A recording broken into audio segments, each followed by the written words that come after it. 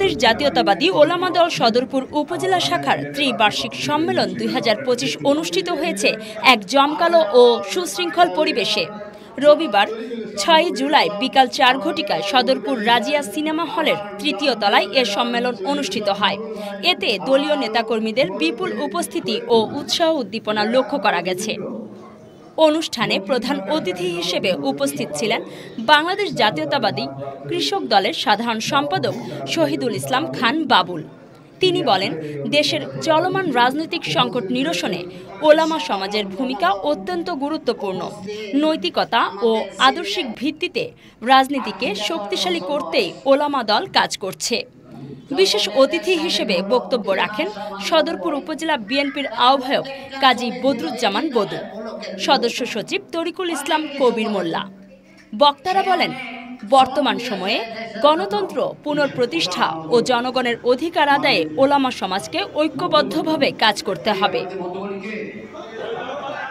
সম্মেলনে সভাপতিত্ব করেন বাংলাদেশ জাতীয়তাবাদী ওলামা দল ফরিদপুর জেলা শাখার আহ্বায়ক মাওলানা মোহাম্মদ দিলওয়ার হুসাইন জিলু। তিনি তার বক্তব্যে বলেন, ত্রিবার্ষিক সম্মেলনের মাধ্যমে সংগঠনকে আরও গতিশীল ও শক্তিশালী করে তোলা হবে। অনুষ্ঠানটি সঞ্চালনা করেন ফরিদপুর জেলা ওলামা দলের সদস্য সচিব মাওলানা মোহাম্মদ সিরাজুল ইসলাম। সম্মেলনে আরও বক্তব্য রাখেন সদরপুর উপজেলা বিএনপির সাবেক সভাপতি গোলাম রব্বানী, সাবেক ভাঙ্গা উপজেলা বিএনপির সভাপতি খন্দকার ইকবাল হোসেন সেলিম, ফরিদপুর জেলা ছাত্রদলের সাধারণ সম্পাদক তানজিমুল হাসান কায়েস, সদরপুর উপজেলা বিএনপির যুগ্ম আহ্বায়ক KM আবু সাইদ, মোহাম্মদ রফিকুল ইসলাম ফকির, কাজী আব্দুল হান্নান, মাওলানা আবু হানিফ নোমান, মাওলানা মোকাদ্দেস, মাওলানা রুহুল আমিন মোল্লা, কারি আক্কাস আলী, মাওলানা এমদাদুল হক। সম্মেলন শেষে বাংলাদেশ জাতীয়তাবাদী ওলামা দলের নতুন কমিটির নাম ঘোষণা করা হয়। কমিটিতে মাওলানা আবু হানিফ নোমানকে সভাপতি, কাজী আব্দুল হান্নানকে সাধারণ সম্পাদক, মোহাম্মদ রফিকুল ইসলাম ফকিরকে সিনিয়র সহ সভাপতি ও মাওলানা রুহুল আমিন মোল্লাকে সাংগঠনিক সম্পাদক ঘোষণা করা হয় এবং সকল নেতাকর্মীদের ঐক্যবদ্ধভাবে কাজ করার আহ্বান জানানো হয়।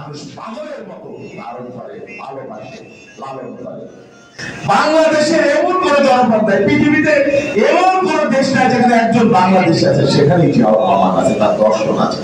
তাকে মূলত হত্যা করা হয়েছিল বিএনপিকে নিশ্চিহ্ন করার জন্য, তার দর্শনকে নিশ্চিহ্ন করে দেওয়ার জন্য, তার জাতীয়তাবাদকে ধ্বংস করবার জন্য। কিন্তু কি লাভ?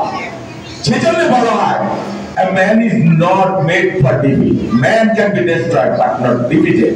এটা আর্নেস্ট হেমিংওয়ের একজন মার্কিন উপন্যাসিক ছিলেন, নোবেল পুরস্কার পাইছিলেন। তিনি তার ওল্ড ম্যান এন্ড সি গ্রন্থের শেষ কথা থেকে এইভাবেই বলেছিলেন যে একজন মানুষকে মেরে ফেলা যায়, হত্যা করা যায়, নিশ্চিহ্ন করা যায় শারীরিকভাবে, কিন্তু তার দর্শনকে, তার আদর্শকে কখনো কেউ হত্যা করতে পারে না।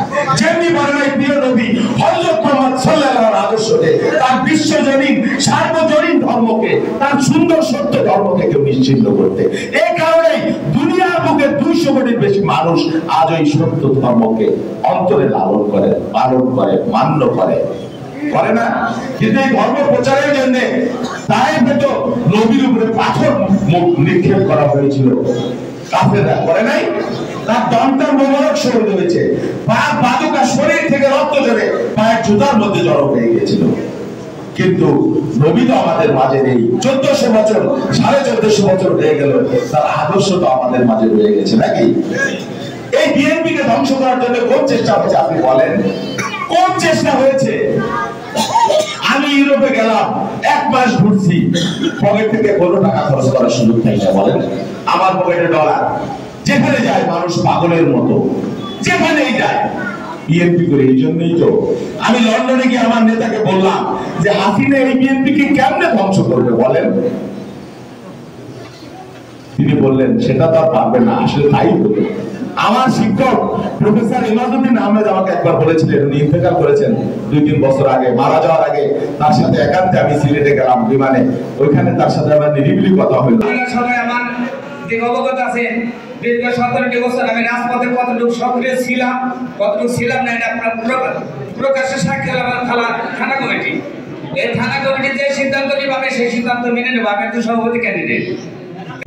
আজকের সবার সম্মানিত সভাপতি, প্রধান অতিথি, বিশেষ অতিথি এবং পরিচালক বৃন্দ, আমার প্রাণপ্রিয় ফরিদপুর জেলা কমিটির আহ্বায়ক দলের, কৃষক দলের, ছাত্র দলের, যুব দলের এবং মৎস্যজীবী দল, শ্রমিক দল সহ অন্যান্য দলের সম্পাদক বৃন্দ, আমার প্রাণপ্রিয় শ্রমিক ভাইরা, আমার প্রাণপ্রিয় মেহনতি মানুষ, সবাইকে আমার শুভেচ্ছা এবং স্বাগত।